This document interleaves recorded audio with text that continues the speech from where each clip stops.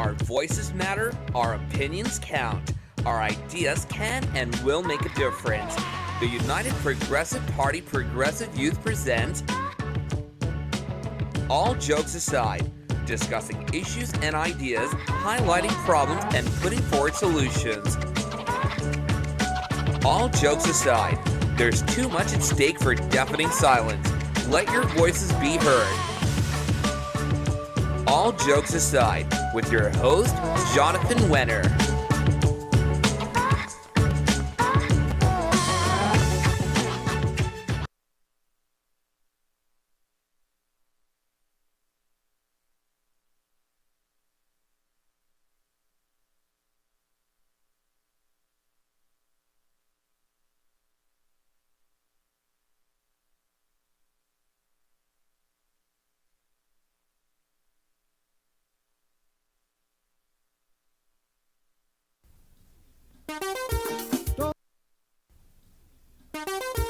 Don't mess with this country boy, you mess with me.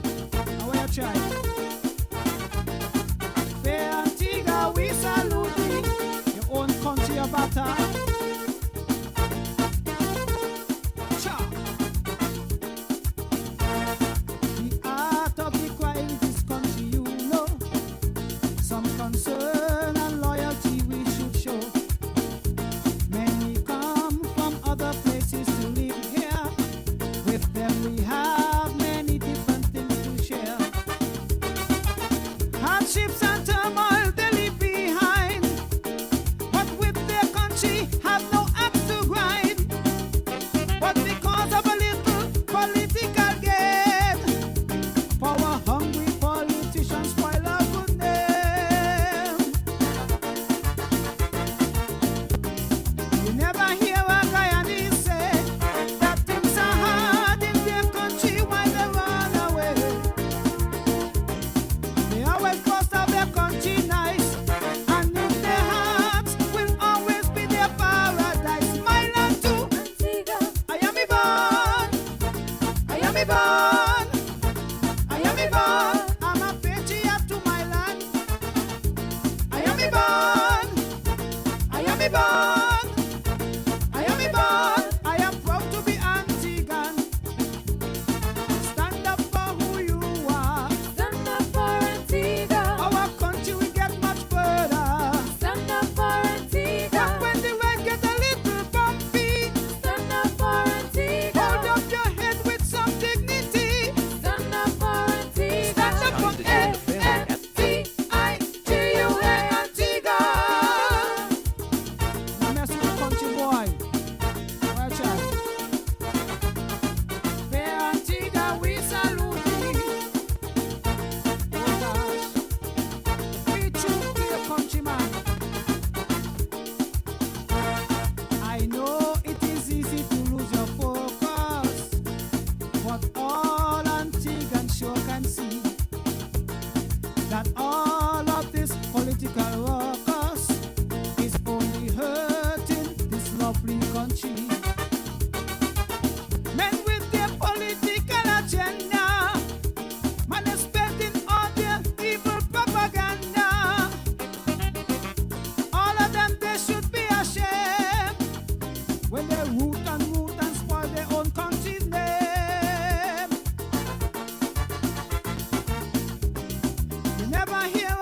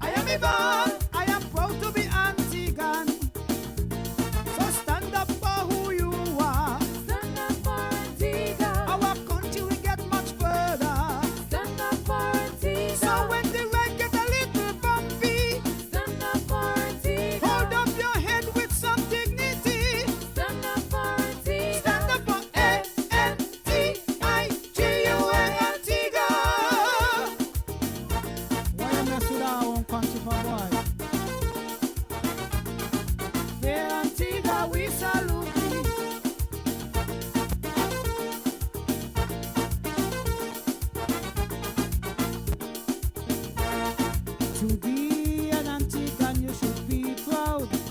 Oh, how I love this country, shout it out loud. When you stain our name, this land you ruin.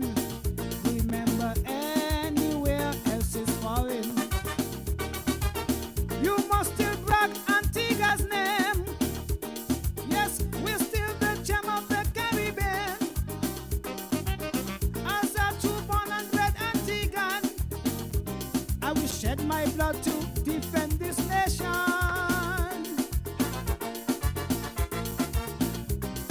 You never hear a Dominican say that things are hard in their country while they run away.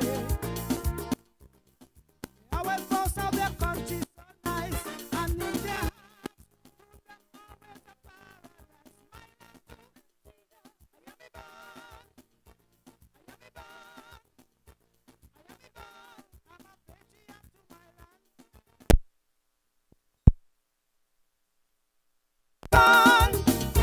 I am a born.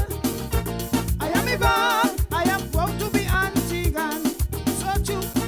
Stand up for who you are. Stand up for Antigua. Our country will reach much further. Stand up for Antigua. But when the ride get a little bumpy, Stand up for Antigua. hold up your head with some dignity. Stand up for Antigua. Stand up for A-N-T-I-G-U-A, Antigua.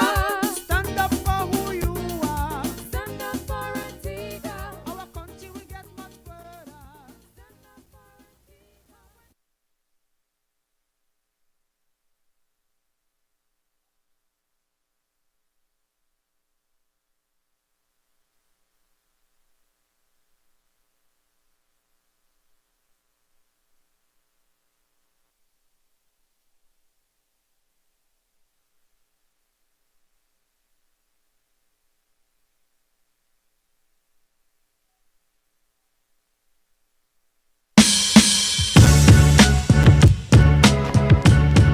Our voices matter, our opinions count.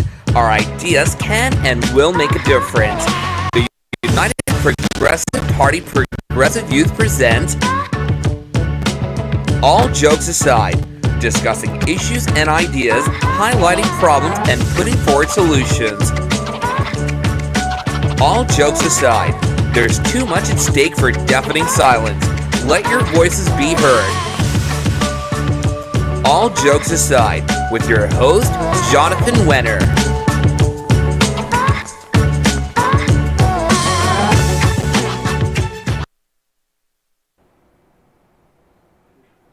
Folks, it's in the news. What's trending? The Labour Party had a convention recently, and I can only say that some of their so-called comrades must be really feeling aggrieved at the moment.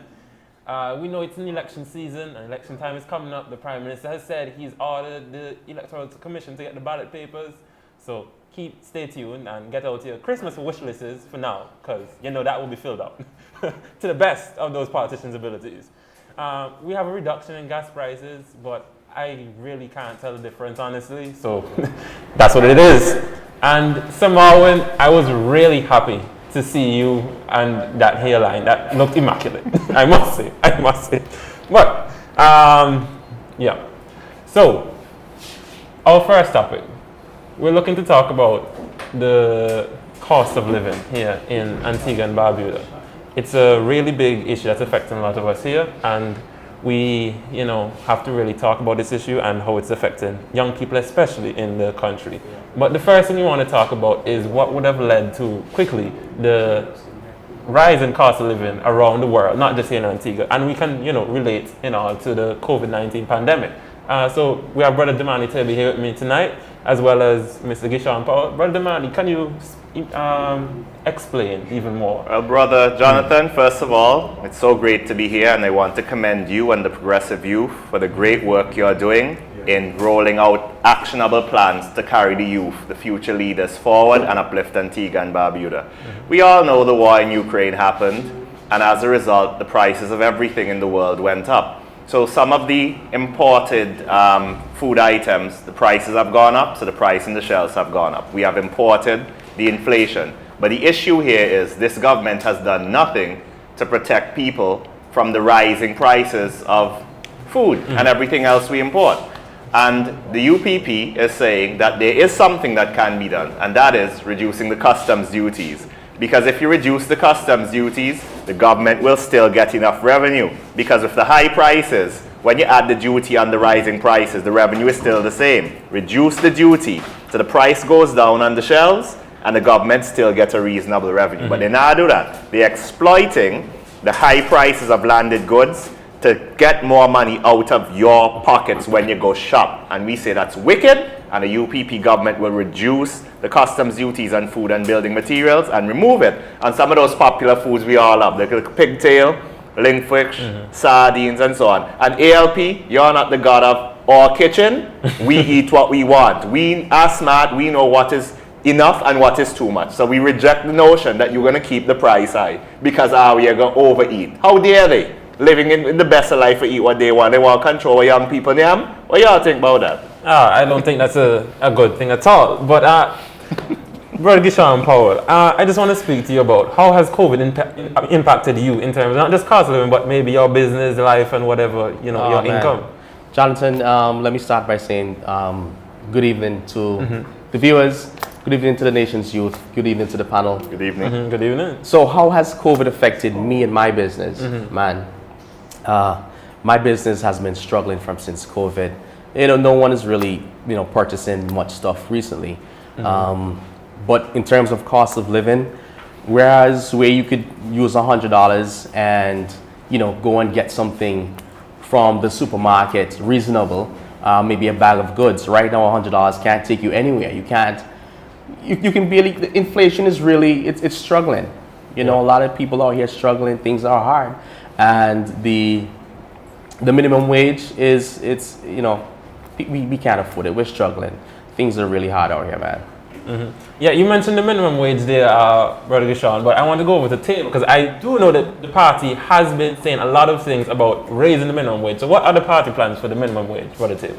Well, we are saying that in addition to lowering the cost of food by lowering the duties, we have to raise the minimum wage to a level where people's money can help them to actually provide for their families to a reasonable level. And the last 3 increases in the minimum wage were delivered by the UPP in 2006, 2008, and the last increase in 2015, that was planned in 2013, but of course, Labour Party dragged their feet. So 3 increases UPP is responsible for. But since 2015, even though everything has gone up, we haven't gotten an increase in the minimum wage. And government workers have only gotten an increase of 5%, which is a joke when inflation over all these years is in the double digits, right? So we're going to raise the national minimum wage to a reasonable level, and the UPP, on becoming the government and coming to your service, will raise the wages of government workers to a fair level to account for all the inflation or the rising in prices since their last increase.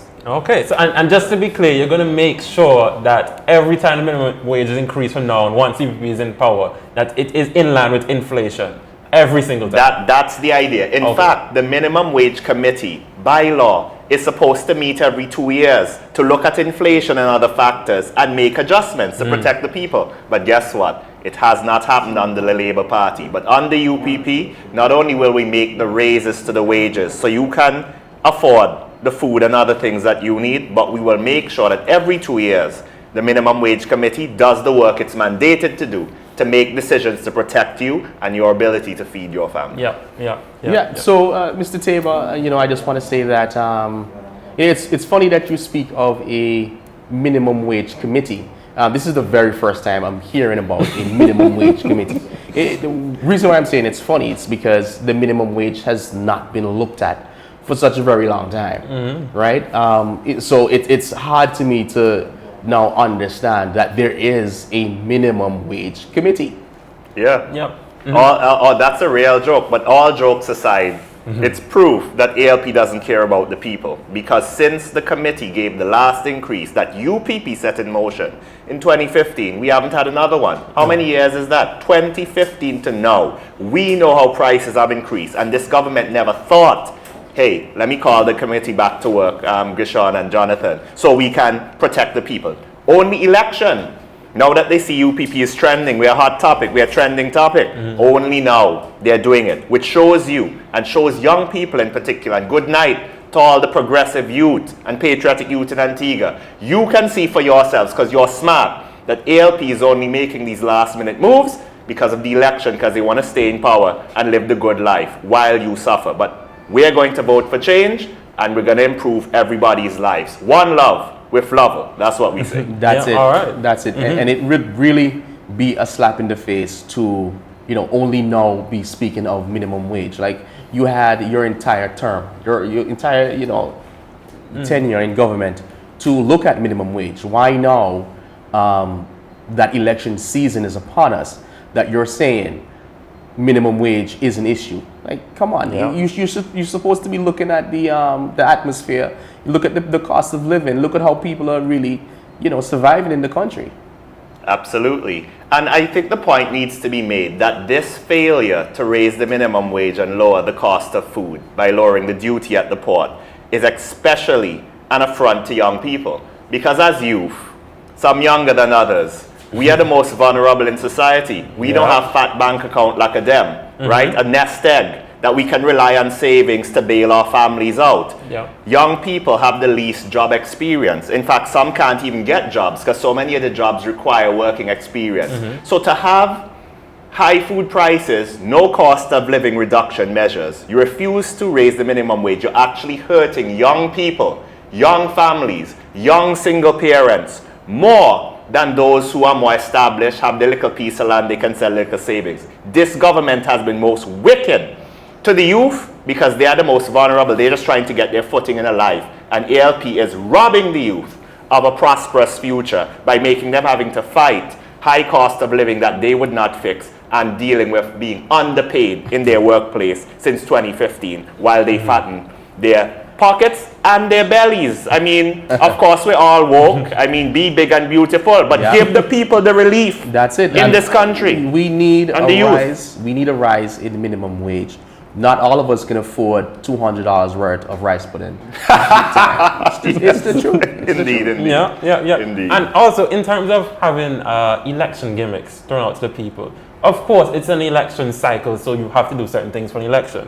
But for 6-7 years in office, not even address it, not even putting the minimum wage committee to work. And after Harold Lovell would have said, and I believe it was the Boland's rally, that the UPP will increase the minimum wage, then in the day after, hear on the news that the Attorney General is coming out and saying the minimum wage committee will meet and we will hear about the findings. And how many months has it been? And 5 months. 5 months. That committee must be doing some really hard work. That must be longer than the Mueller report. As I said, I didn't even know they had a minimum wage committee. It's just like minimum wage was never on the books. Like it was never in the thought, to rise minimum wage. It seems as though the UPP had been making that an issue because they know that young people are being affected, and we have a lot of people here that are struggling within our country, and UPP see the need for a raise in our minimum wage. And now they're like, okay, the minimum wage committee has been looking at it. I'm like, come on, be real.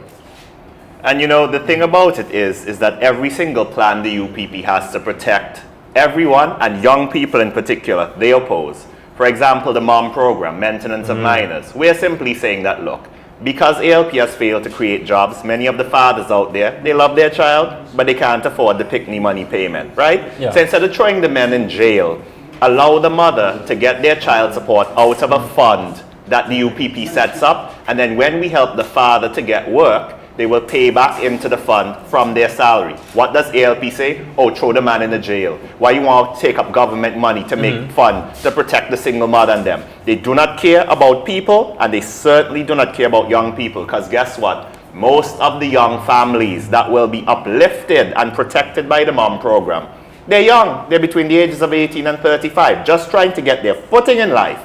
And ALP opposes the MOM program as well. And that is very shameful. Brother Gishon, what do you think about that? Just as a clarification there, the MOM program is not for single mothers. Yes. MOM is an acronym for maintenance of minors. Right. It is not a single mother's program. Right. It is a program for both single mothers and single fathers. That's it's a right. single parent Yes. initiative. And I think it's a very good initiative, something that I think would benefit the youth. There are a lot of young people who are single parent families here in the country. And this is single-handedly, I think, one of the best social programs so far that's going to be coming out of the United Progressive Party.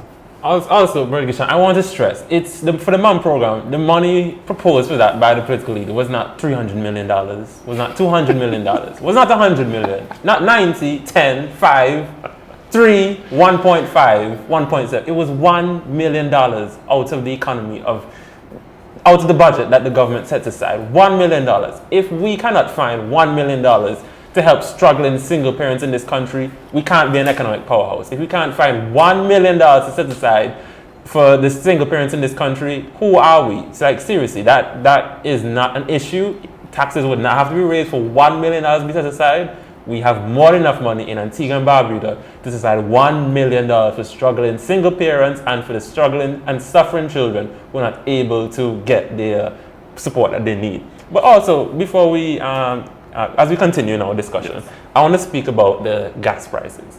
Now, before we get in our discussion, we all here would agree that the price of gas, we understand that it had to increase. That is not an issue. No UPP supporter, no UPP candidate or the political leader, as far as I have heard, or a PRO person, has said that they have an issue that the gas prices have increased. The issue is how far they have increased, or that they have increased for such a long period when the price on the world market would have decreased already.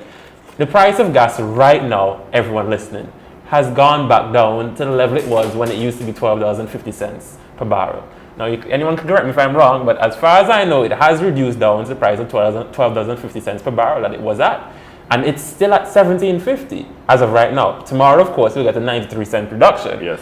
And the Prime Minister would like us to believe that he has made a miraculous effort to get it down to 93 cents, and that we should be grateful for the 93 cents reduction. But, Brother Gishan, how would you feel about the 93 cents reduction? So, at this point, the gas price will kill me. Any reduction, I am grateful. Yes. But we got to admit, the price of gas, or as you say, crude oil, has been at its all-time low since 2020, right? And we can do better than just the 93 cents. Yep. Like, come on, the gas price, it's still too high. It's a struggle for persons that are living on minimum wage, right? So we got to do better than that. It's really a struggle for us. Brother Tabor, how would you respond to people who say, oh, when the UP gets into government, what are they going to do any different? Because the UP will have to face the same situations with the war in Ukraine, with transportation costs, or, COVID, or whatever it is that might be increasing the gas prices, which you understand. What can you possibly do any different than what the government is doing now? Oh, there's a whole lot really? that we would do different. Because, explain. as you rightly pointed out, right, the price of gas was $12.50 per gallon locally before the war in Ukraine. Right? The oil price went up, it was raised. We understand that. Yeah. But the global oil price right now is as low as it was when gas was $12.50. But all they can give us is a measly 93 cents. So the gas today is $4.07 higher than before the war in Ukraine, even though the global oil price has come down. Yeah. The UPP will protect the people by, among other things, we will pass on the savings when the global oil price is low. So by giving you back the savings when it's low, at least when things are higher, we would have already been fair to you by giving you the savings when we had the opportunity. But UPP will also invest in fuel storage, so we will store cheap fuel so that when you have these unexpected rises, we can put the cheap fuel on the market so the people can still pay a cheap rate. That's done in many countries around the world, including Jamaica. It's called fuel hedging. But guess what? Of the 73 million gallons of fuel storage at West Indies Oil, not a single gallon is set aside to store cheap fuel for the people and for the youth. And we love our cars, our little high performance cars that don't exactly sip gas, but the UPP will have measures to keep the price down. And also the UPP does not allow the price to go above a certain level, because we know if we allow it to get too high and we don't subsidize it, the whole economy will grind to a halt. Because then people will take the money they would have spent at the village shops and the hair salons to buy gas. So those businesses will fail. And the youth that work there will be laid off. So the UPP will do several things. We will pass on the savings when the oil price is low. We will store cheap fuel so we can protect you from the spikes.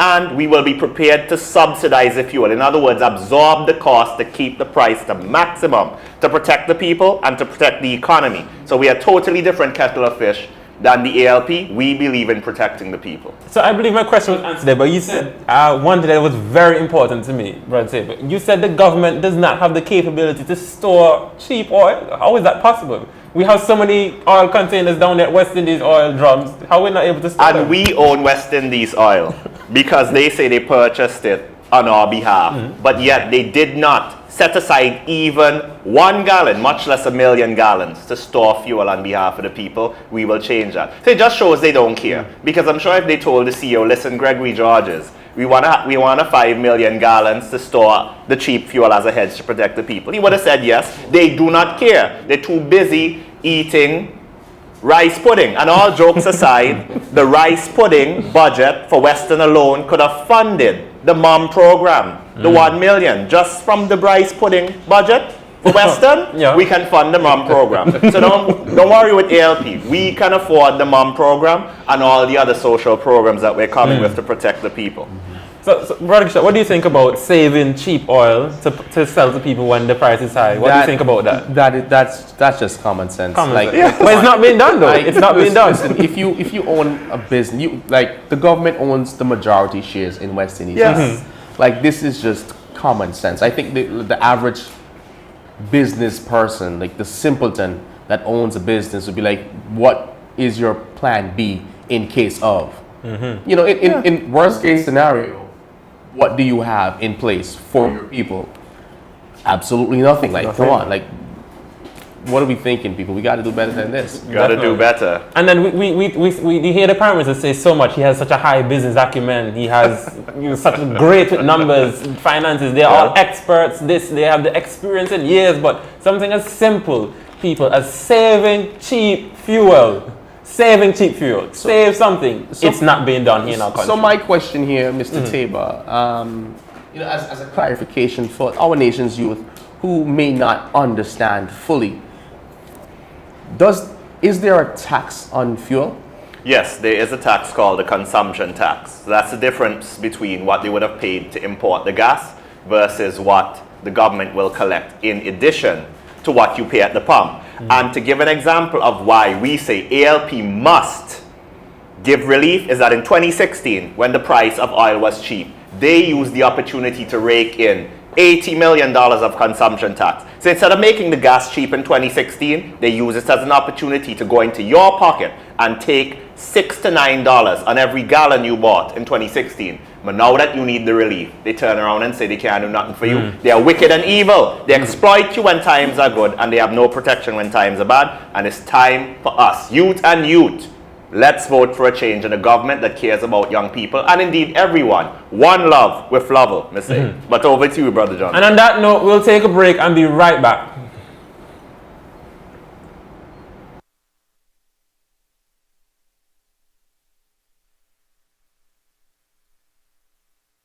Credit Union Limited.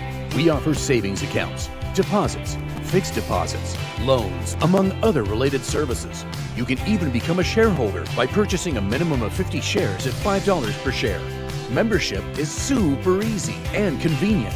Just visit our newly opened Credit Union building on Upper Newgate Street, Monday to Fridays, 8:30 a.m. to 2 p.m. with proof of ID and address, along with $15 to cover registration and passbook. And you'll be set and on your way. For further information, call 462-8888 or 727-2285. People's Cooperative Credit Union Limited. Today, tomorrow, together.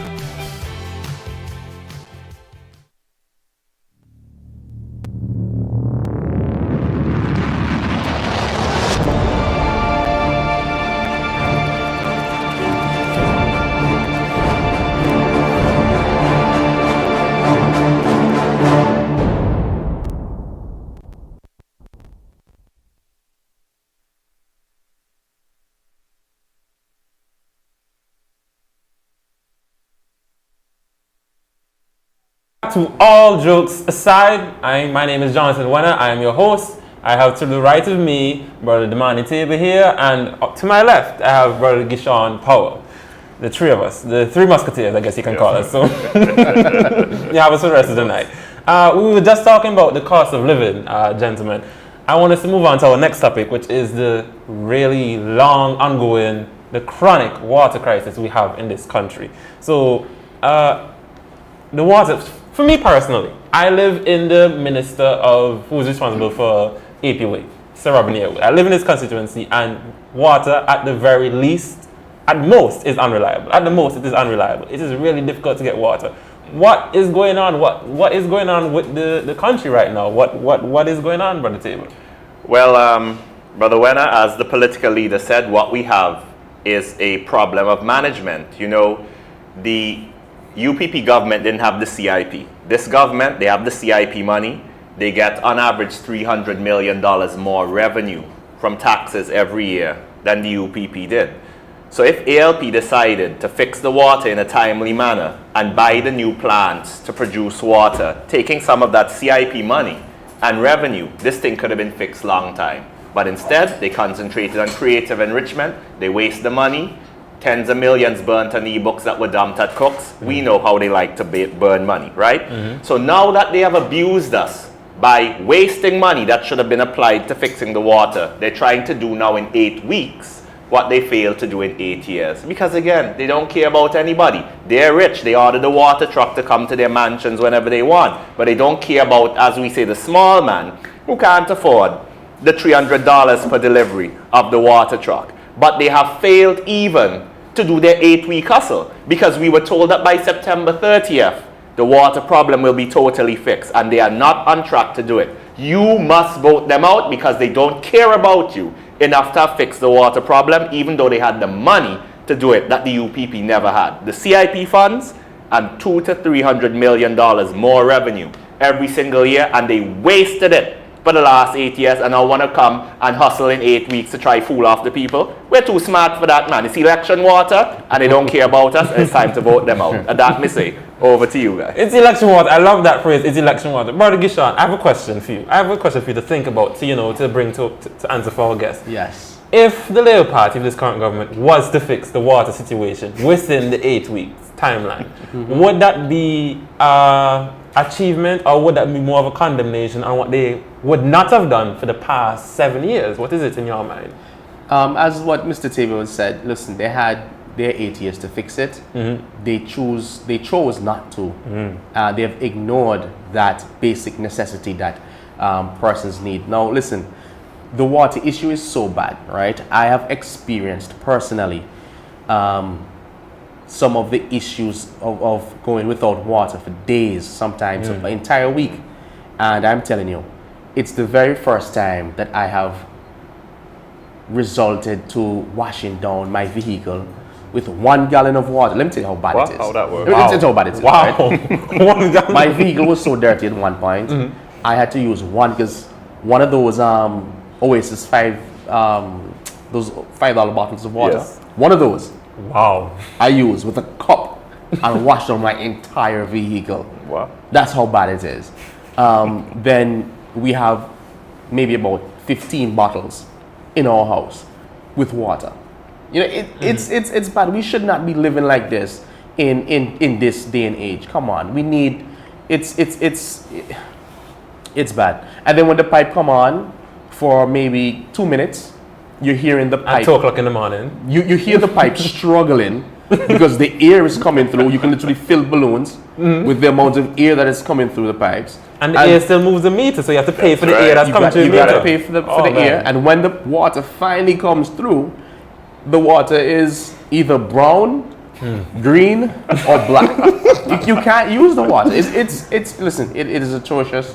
It's really bad. We got to do something about the water issue. For sure. And then you can't store the water for too long because mosquitoes gonna come and try to breed in the water. So it's in this day and age, we can't be living like this. And I can only imagine how some persons who don't have a water tank at home really got to really how this is impacting them. I saw a young child the other day, roughly 5, 6, 7 years old, carrying 2 bottles of water, and I felt so bad. You know, I'm like, this is 2022, and you got to see those young, innocent children carrying water, you know, from the standpipe from so far away. You know, it's sad. Yeah, and this is coming after the fact that they said they would drastically improve the water situation within 14 days. That was not an election, by the way, and now we've seen a repeat of that same behavior, saying they will completely fix the situation in 8 weeks when they neglected it for 8 years. Now, Brother Tabor, I'm just noticing that there's a running theme with the Labour Party in terms of storage. They don't seem to store liquids, because fuel is not being stored. The water is not being stored. And the storage tanks that the UPP left empty. unconnected. That's exactly what I'm guessing at. I mean, even your father walk all inside of one, show it's rusted. A 2 million gallon tank up at Crab. So again, this is life in the economic powerhouse. 14 days turned into 8 years. And you know, my heart goes out to women. Because you know, women generally are more into cleanliness than men. And they are really having a rough time. And the men are suffering.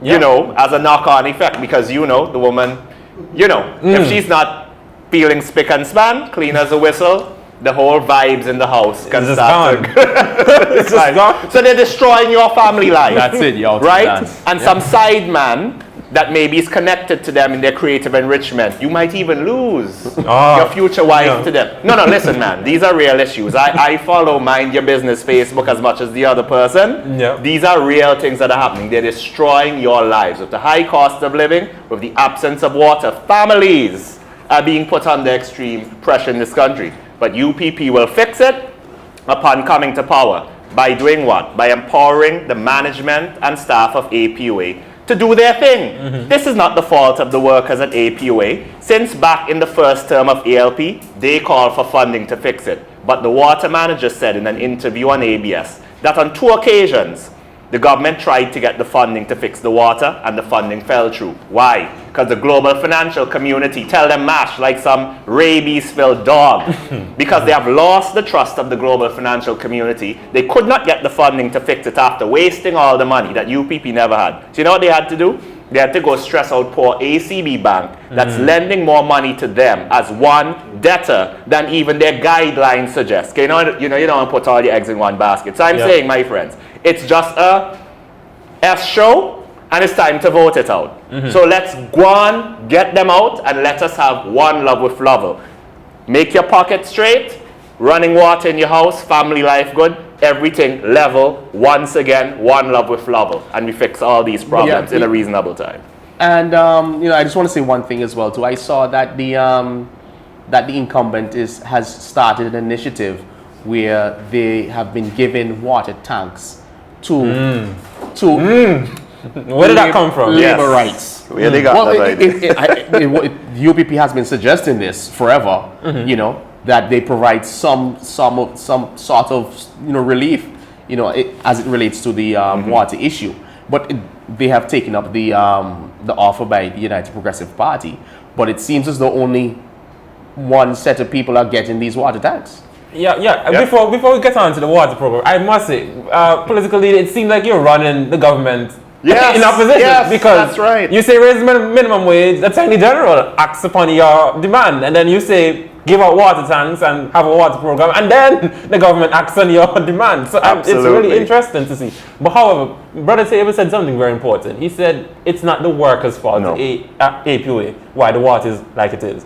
But I remember some weeks ago, the Prime Minister would have come out on his radio station on a Saturday afternoon and said that there must be some sabotage by some workers in the APUA. And I remember there was a representative from APUA who spoke on Good Morning Observer, I think it was, water manager, saying that we are customers of our own service too. So why would we sabotage ourselves and mash up our home life? Exactly. And just for that, every single worker of APUA, and indeed all workers in Antigua, must vote them out. They disrespect you. They throw you under the bus and sully your good name to seek cover for their incompetence for 8 years of failing to solve a problem they promised to sort out in 14 days. I know what is so sad is that they accuse the workers of turning valves at nighttime and so on. Imagine we're in the dark ages where 2 men must go around on a truck and open by hand 52 valves. So no computer switch at HQ, no electric motor. You can tell if your fridge door is open using an app on your phone. Yeah. But we don't have electric valves in this country. But they want to blame you, the workers, for their failures to invest in upgrading the system and computerizing the system. We can have broken pipes and they don't know the pipe broken. Okay, you know what the water manager say? We don't have district metering. So your tires can tell you which one low pressure, but we don't have the capacity to detect a leak by watching the flow rates in the villages. You people will upgrade everything. You won't only have running water, but you'll have more rapid responses when you have water line breaks in the pipes and all these other issues, because the whole system will be computerized. And that is a solemn promise that we're making. So you, the workers, will have an easier time delivering the service, and a UPP government will never slander you and talk about sabotage to cover for any non-performance like the ALP. We are accountable people, and our word is our bond. If something not go right, the Prime Minister, Harold Lovell, will level with you and tell you what it is. But we don't believe in washing our mouth and slandering the good name of workers, and we continue to condemn ALP for that slander and demand that they formally apologize. And the same Robin Yearwood that you live in, whenever you see him on the street passing by in this big jeep with the cigar, you shout at him, apologize, take back your sabotage claim, and apologize to the APUA workers. Yep, and I want to say, there probably is a reason why APUA is so behind in terms of the technology, because the minister who's responsible for APUA, as Mr. Knight would say, is an old renegade. He's been in government for a very long time. I'm sure he can walk into APUA and recognize the same technology he met there when he first got to APUA. Nothing much has changed. The pipes are the same, the valves are the same, this is the same, everything is the same. The only thing that would have changed is they got more run down. We don't do maintenance there at APUA. Robin Yearwood has been in government for a long time. He has had a lot of opportunities to prove he's the right man for the job, and we still have the same water problem. So obviously we have to vote them out. Yes, and you'll have water in your fire trucks as well. Water in your fire trucks to protect you under UPP. Well, first you need proper fire trucks. Well, to this put the is water true, in not cooked down fire truck. You hear that, cutie? We need good. Now, minister shouldn't be doing procurement, but if you're going to do procurement, bring us a good fire truck and not a cooked down fire truck. You hear me, AG? Okay. Brother Gishan, I want to speak to you about this thing, this red herring I want to call it, about droughts that the Labour Party has been having. They claim they're having a drought situation. So they're saying that the reason why we're having such difficult water problems for the past 80 years is because we're having a drought in Antigua that's never before seen. Yes, we have a drought in Antigua. However, almost every year we have a period of drought. Correct. Yeah. So it's not an issue that it's because of the drought. So I know Brother Tabor has spoken a lot about the osmosis plants, and the Labour Party is coming about we now putting on osmosis plants and stuff like that around the island. And desalination plants. However, is it too little, too late for them now to be saying we're doing all these kind of plants now? It is a little bit too late now to be speaking about all these things now that election is upon us. It seems as though it is just a gimmick. Now, what the government should have done is develop what you call a water resilient sector. Now, something like this, if I was in power, I would have a water resilient sector, and that sector would be an advisory committee to the cabinet or to APUA. You know, that is specific to research and development to improve the water sector here in Antigua. Like, no one from APUA or the cabinet has thought of something simple like this. Have a specialized sector, because we're a drought prone country. Have a sector that is there for research and development, to look at new innovative ways to improve our water infrastructure and advise the cabinet where needed. Like this should not be something that you want to implement months before election. This should be, something that you implement and and have running in your country.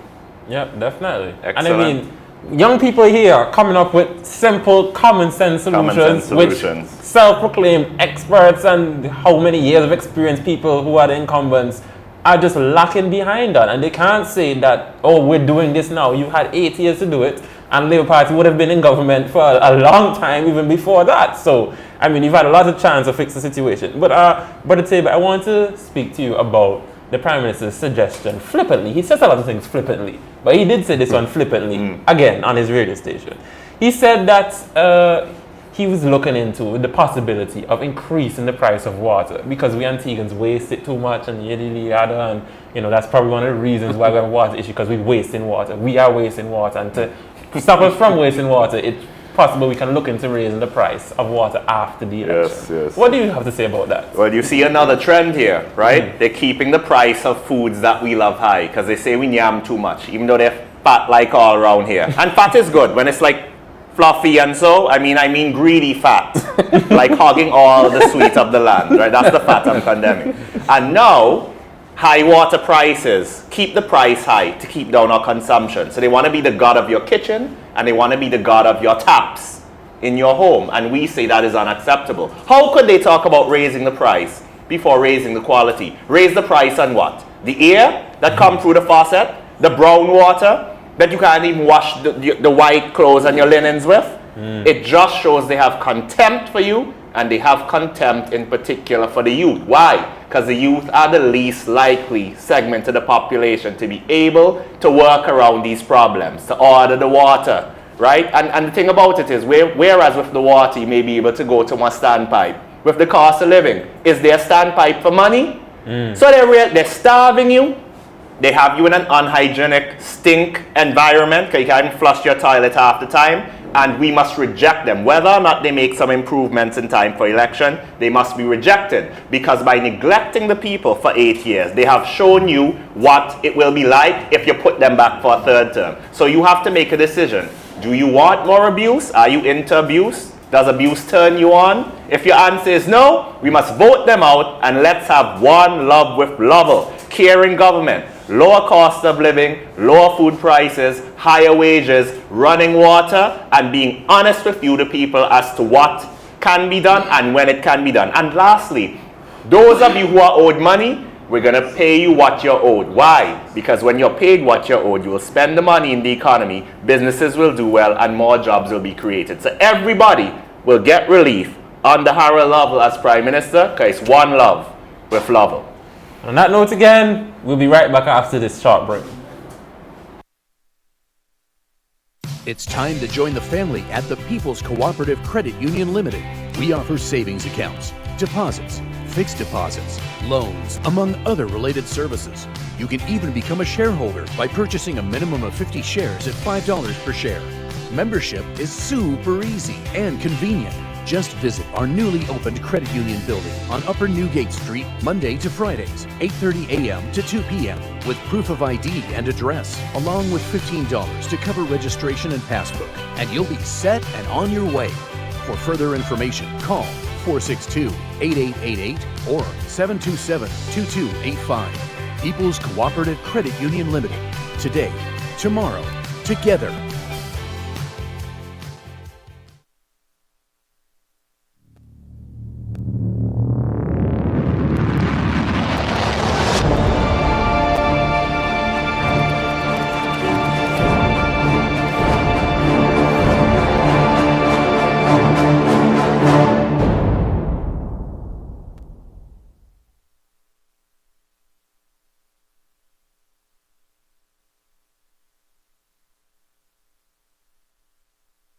Hi, good night again. My name is Jonathan Wenner. I'm your host for tonight. To my right, I have Brother Demani Tabor, and to my left, I have Brother Gishan Power. Like I said earlier, 3 Musketeers. And we've been here with you for the last couple of minutes, just talking about the cost of living, the water situation. I just want to remind y'all, please, I know it's a while into the show, but share the show, share the link, post, repost, share, like, comment, do all those kind of things. Follow, subscribe, wherever medium you're on, do all those things. Yeah. So, back to the discussion. Brother Tabor, I know there are people who are very actively engaged right now on the page, and they might have some comments or questions that are being posted. So do you have any that you can just... For sure. So this question, I love this. The questioner says, this is from Melissa Abbott, and she asks, as young men, tell us what you guys, I guess that's UPP in government, what you guys would do to assist young men who have lost their way, not getting a good education, or are on drugs. So what would UPP do to help young men who have lost their way, not fall behind in their education, or they're strung out on drugs? What do you think about that, Brother Gishan? I think I recall you mentioning something that you and your lovely and super intelligent wife were discussing in terms of a mechanism. Yeah. This will not become a mind your business story. I respect the sanctity of marriage, worry not. But you all are very much concerned about the well-being of young men in the society. So can you share some of your thinking on how we can restore them to, being productive? And Definitely. So what we were thinking, and it's something that the progressive youth have been thinking as well, and that's something we're going to look to put forward to the main party to look at as well, to develop the rehabilitation and reintegration centers here. We believe that too much young people are becoming addicted to drugs. Too much young people are suffering from mental health issues and are uneducated. And we believe that we must have some social programs. We must have some centers in place to help our young men in particular that are struggling. So this is something that the progressive youth are actively looking at, and hopefully we should have the policy in place in short order to present to the main party.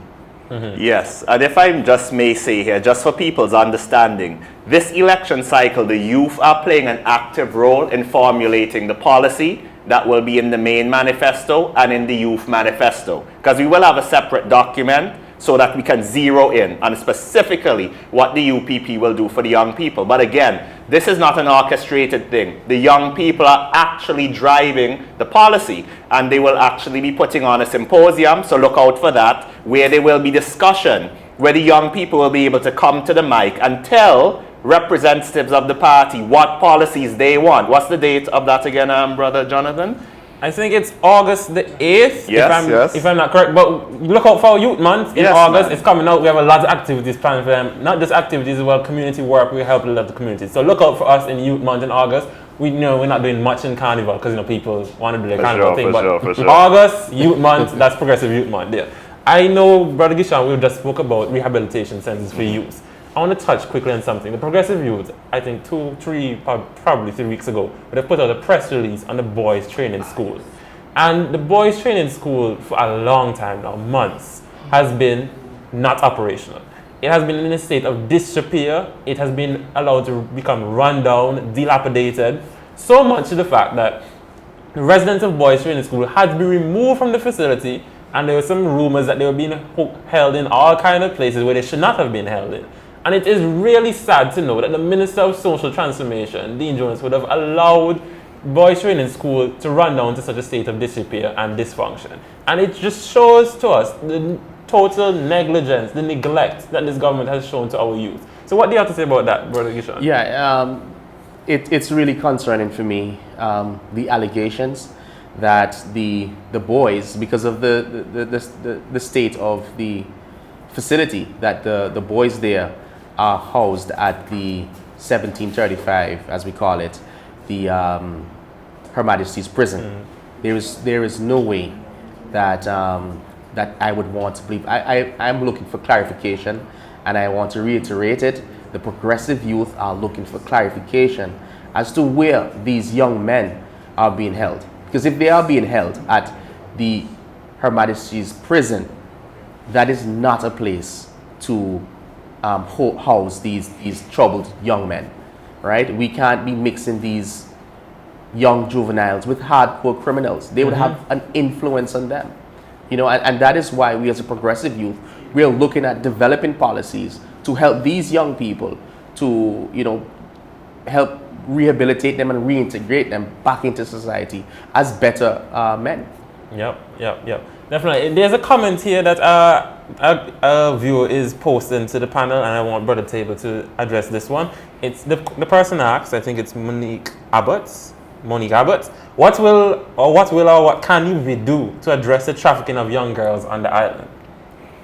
Well, clearly we need to equip our police force and other relevant authorities to be better able to intercept, detect, and stamp out these sort of activities. But it's not just a function of the police force. The social welfare department has an integral role to play, because in terms of cracking the trafficking network, you have to be able in a very sensitive and confidential way to interview victims that are under your care in the safe houses and whatnot, so as to know exactly how the things are going down on the island. Because a lot of things are going down. You have underage madams that have been recruited by adults, pimping out their fellow schoolmates, and things like that have from time to time been discovered by social workers.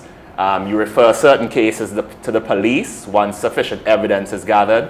But it's a coordination between a police force that's given specialized training, and also the social workers have to seek specialized training, and there has to be synergy between those groupings and even external agencies who may be able to connect us with links and evidence outside as to who is moving and doing the trafficking and so on. But it's something we're very much concerned about, because we cannot have the future leaders of the country having their futures destroyed by being pimped and trafficked and so on. So we're going to have common sense solutions driven by global best practice to stamp that out. And I want to say, Mr. Tabor, the United Progressive Party, I think, is taking a step in the right direction and focusing on the matters that really concern or really affect young people. Absolutely, absolutely. And if I could just go back to something you said, Gershon, which was very, very apt. If boys that are in the dilapidated facility at Boys Training School were in fact housed at Her Majesty's prison for any sort of time, that is actually damaging their future, because there's something called labeling theory, where if you put certain people in a certain environment, they become labeled as reprobates by the society. Yeah. Those things should be avoided at all costs. The UPP supports what's called diversion. We try all kind of alternative measures to incarceration to get people back on the right track, from community service, restorative justice, having mediation, where the individual who may have done something wrong can sit across the table from the person they have wronged and learn how they have affected others, and from a place of genuine empathy and remorse, make peace. And the whole philosophy shift without going in the prison. So people say, oh, me not deal with you because you're a jail man. The labeling theory, it's an acknowledged downside. Yeah. And a concept that has been studied, that when you put people in certain environments, you damage them for life. It should be avoided, and I support and endorse the call the progressive youth made, seeking clarity on what really happened with those boys and why the facility has not been upgraded after all these years, the Boys Training School. Yeah. Also, the progressive youth, like Brother Tabor said, is actively involved in policy making for the party. And another thing we have coming up is a total reformation in how the Boys Training School operates and how it deals with its residents. So it's not just a holding facility, basically. It's more of a rehabilitation facility, giving them skills, academic training, all those kind of things, character development, anger management, all these kind of things to help them become better people than when they came in. So that's what these facilities should be for young people. This government has not invested in something like this, so obviously it is not a priority. When they do their budgets and stuff like that, you don't see a lot of things going to that segment of our society for youth. Education, the teachers are not being paid, all the equipment that they need to have to teach the students is not being done properly. All these institutions leading up to the university is not taken care of well. Of course, we all are happy to have a university on the island. However, to get to university, you need to have the proper institutions that prepare you for such. And we can all see that the government schooling system is not doing the best that it can do. No fault of the teachers, I would say per se, but they need to have the proper investment into the teachers, into the students, and into the system to give them a good future. Well said, Brother Wen, and I look forward to seeing the full body of youth policy that will be presented to the party, because I don't know all of it. I have a lot of things to refine with the main manifesto as well. But I'm looking forward. Now, a texter, while you were having this discussion, gave some insights. They're saying that they understand the boys may be held up at Crabs presently, so maybe the press release force the government to find them better accommodations. So keep up the pressure, but keep making inquiries until they are properly housed and given all of the assistance they need to get their lives back on track. And certainly the UPP will do so. In fact, Sonia George asks, or says, you guys sound good, but when you win, I want to see all what you're saying come to reality. What would you say to Sonia George, Brother Gishon. Yeah, well, Sonia, I'm looking forward for the party to do exactly what they say they're going to do. The United Progressive Party has a track record of implementing good social programs, and they have so far have made some really good recommendations of social programs that they're going to implement. And my fingers crossed, once they get into power, the nation can only benefit from these programs. So I'm looking forward for them, once they get into power, to implement these programs. The MOM program, the Youth Entrepreneurship Setup program, Yes. and the Rehabilitation Reintegration program for juvenile youths. Yeah. So another viewer has sent in a comment. I think it's Simone Thomas, I believe is how we pronounce the person's name. It says, I think that the UPP needs to look into building shelters that the homeless or people who are displaced can have a roof over their head and be provided with a bed and a hot meal. This will provide jobs for people such as cooks, cleaners, managers, and maintenance persons, while providing a service of help in time of need while these persons get back on their feet. Brother Tave, what do you have to say about that? Oh, totally endorse that. We believe in treating everyone who falls on hard times temporarily with dignity and have the systems in place to get them back on track. So certainly housing for what we refer to as vagrants. I don't personally like the term, but you know, the homeless then, certainly something we will look at, and having them properly fed and clothed and so on, and certainly referred to the relevant counseling that they need, job seeking assistance, training. You know, can you imagine that when we in the 2018 election said that we would train ex-prisoners, so people that just come out of jail, we would give them free training in the trades, electrician, small engine repair and so on, up to the Caribbean vocational qualification, CVQ level, free training for former prisoners. The ALP spokespeople and them say, imagine them go take up money, go train jail man. Well, we in the UPP say jobs, not jail. You know, the ALP are the elitist party. Every assistance they look down on. So just helping people when they're down, helping somebody who happened to be in a jail because maybe they lost their temper, somebody bad play them. Things can happen. Maybe somebody out there pissed me off and something got on me, go in there. So what? You're gonna write me off? No. UPP believes in reaching down and giving the helping hand so people can uplift themselves and get back on track, whether it is educating those who are in jail, giving them the training in jail so the minute they step outside, they can get work or start their own trade to lower the risk of recidivism, meaning they commit the crime again. We are about uplifting everybody, the single mothers, the young men on drugs. You know, that's another thing that the future Prime Minister Lovell has flagged, that he wants the police to stop harassing the young men over the little spliff.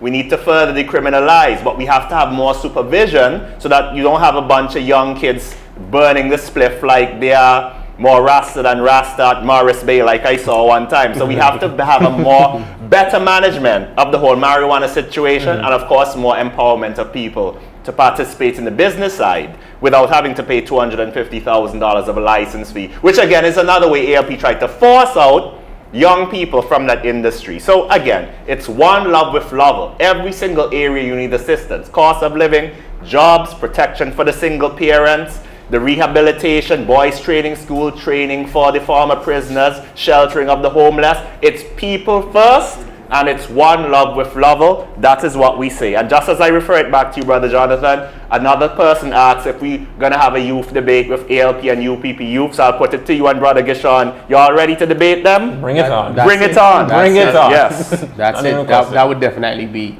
a very interesting I think that's one time people watch ABS or wherever this broadcast. Oh yes. But folks, we'll be right back after this break with our segment, Food for Thought. So we'll be right back after this short break. Yeah, man. Good stuff. It's time to join the family at the People's Cooperative Credit Union Limited.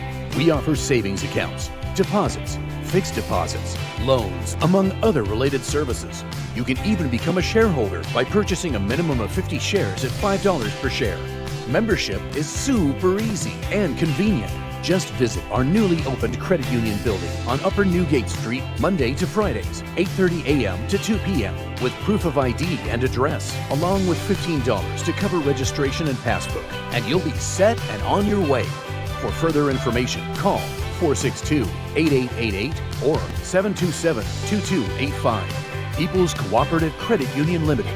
Today, tomorrow, together.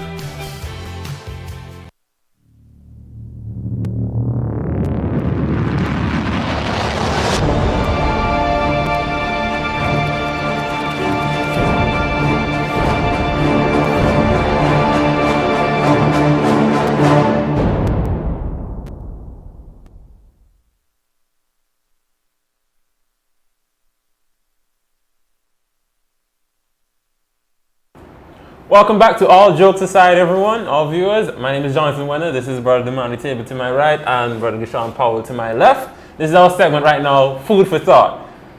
Small win. I saw the, what do you want to call it, hairline or dye was resting on your head at the convention. Boy, that was some real funny thing. That was the only evidence of that non-existent hairline, boy. Shoe polish.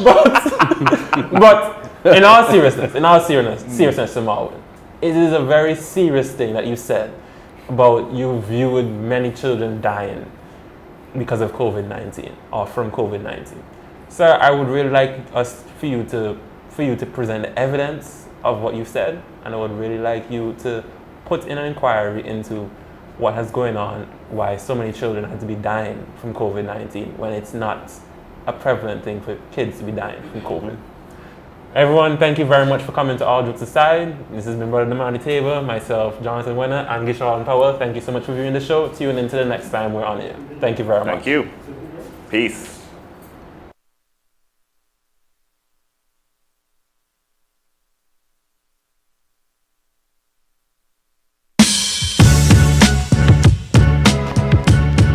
Our voices matter, our opinions count.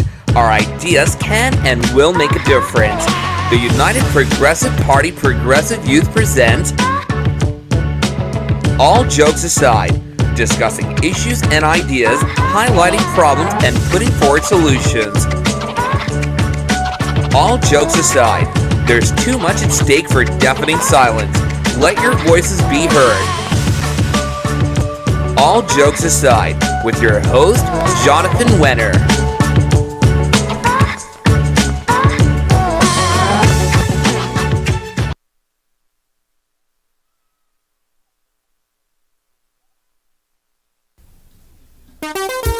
Don't mess with this country, boy, you mess with me. Now where you try?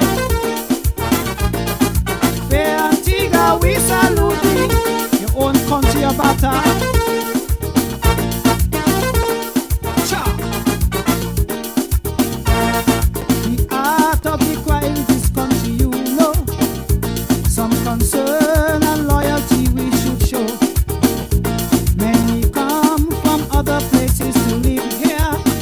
With them we have many different things to share. Hardships and turmoil